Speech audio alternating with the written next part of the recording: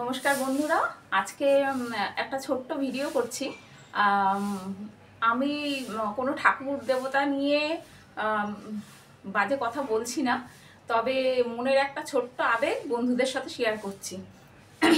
মেয়েকে স্কুলে দিয়ে আসতে গেছিলাম। মেয়েকে স্কুলে দিয়ে আসার পথে, বাজারটা যেহেতু স্কুলের পথেই পড়ে, তা আসবার সময় আমি আজকে বৃহস্পতিবার যেহেতু ঠাকুরের জন্য একটু ফুল নিয়ে আসলাম, ঘরে রান্নার জন্য একটু লাউ শাক নিয়ে আসলাম, আর একটু বেগুন নিয়ে আসলাম, আর নিয়ে এসছি বাড়িতে আচার বানাবো বলে জলপাই। তা এই জলপাইটা 80 টাকা কেজি বলেছে। আমি অনেক বলে টলে যেহেতু এই যার থেকে জলপাইটা নিয়ে এসছি 50 টাকা দিয়ে নিয়ে এসছি, 1 কেজি নিয়ে এসছি। এবারে জলপাইয়ের দোকানে প্রচুর ভিড়। এবার একটা বউ বলছে, আমি তো এরকম গুনে গুনে জলপাই নিলাম, আপনি 8 থেকে 9 খানা জলপাই আমার থেকে 20 টাকা নিলেন আর ওনাকে 1 কেজি দিলেন। তখন উনি বললো যে আপনিও নেন। বলে না, আমি অত নিয়ে কি করব, আমি তো পুজো দেবো। আমি বললাম পুজো কি পুজো? তখন আমি যার থেকে জলপাই নিয়েছি উনি বলল, তুমি জানো আজকে তো জলপাইয়ের দামটাও কম, কালকে আগুন ছোঁয়া দাম হবে। মানে কেন? হ্যাঁ, বলে কার্তিক পুজো না। আমি বললাম ও, কার্তিক ঠাকুর জলপাই খায়? আচ্ছা ঠিক আছে, আমি তো সেটা জানতাম না। তারপরে আর একটু বাজার পেরিয়ে আসলাম। এবারে দেখছি ছোট ছোট কার্তিক ঠাকুর অঢেল বসছে। মানে বাবা, কত ছোট ছোট কার্তিক ঠাকুর।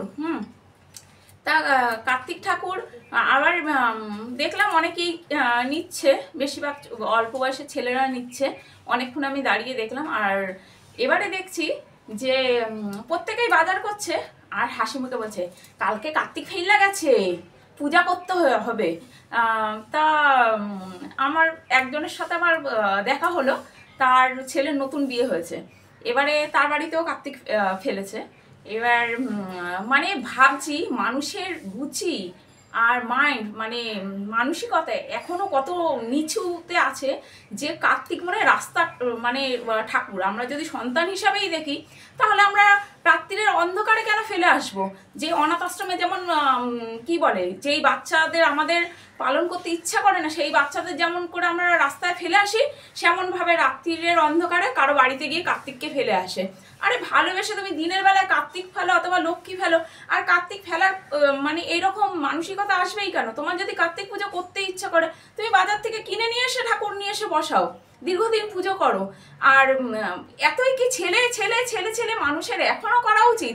আজকাল আশেপাশে দেখছি যে চিরকুমার ছেলে, 50 বছর 48 বছর ছেলেদের এখনও লক্ষ্মীও জুটলো না আর সরস্বতীও জুটলো না, কিন্তু নতুন ছেলের বিয়ে হলেই এখনও কার্তিক নিয়ে এখনও মানুষের নাচানাচি করা আজও শেষ হলো না।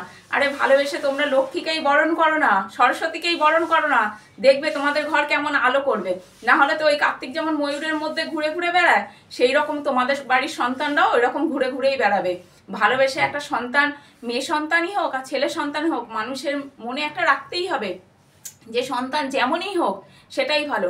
ওই আমার বাড়িতে কেউ কার্তিক ফেললো বলে আমার মাইন্ডে যে কার্তিক পুজো করলে আমার বাড়িতে পুত্র সন্তান আসবে, তাকে আমি আদর করে নেব। কন্যা সন্তান, হ্যাঁ কন্যা সন্তান এখনও দেখি যাদের প্রথমবারে একটা কন্যা সন্তান আছে, সেকেন্ডবারে তাদের আবার নিতে ইচ্ছা করলে যদি সেই বাড়িতে আবার একটা মেয়ে হয়, তাহলে আবার জানো তো আবার মাইয়া হয়েছে। মানে কি, মেয়েরা এখনও ভ্যালুলেস। কি বলবো, মানে মানুষের মানসিকতা। আর বেশিরভাগ এইগুলো না পুরুষের মুখে আলোচনা শোনা যায় না, এগুলো মহিলাদের মুখে এখনো পর্যন্ত এই আলোচনাগুলো শোনা যায় যে মেয়ে হয়েছে মেয়ে হয়েছে। মেয়েরা, সত্যি কথা কি বলবো, আমারও নিজের একটা মেয়ে সন্তান আছে, একটাই মেয়ে সন্তান। আর আমার তো কোনোদিনও আজ পর্যন্ত, ঠাকুরের দিব্যি দিয়েই বলছি, কোনোদিনও এইরকম চিন্তাধারাই আসেনি যে ছেলে কিংবা মেয়ে, যা হবে হবে। নমস্কার বন্ধুরা, ঠাকুর নিয়ে যদি কোনো ভুল কথা বলে থাকি, ঠাকুরে যেন আমায় ক্ষমা করে। আর তোমরাও যেন আমার কথাটাকে কোনো খারাপ মতো না নিয়ে আমাকে এইভাবেই ভালোবেসো। নমস্কার।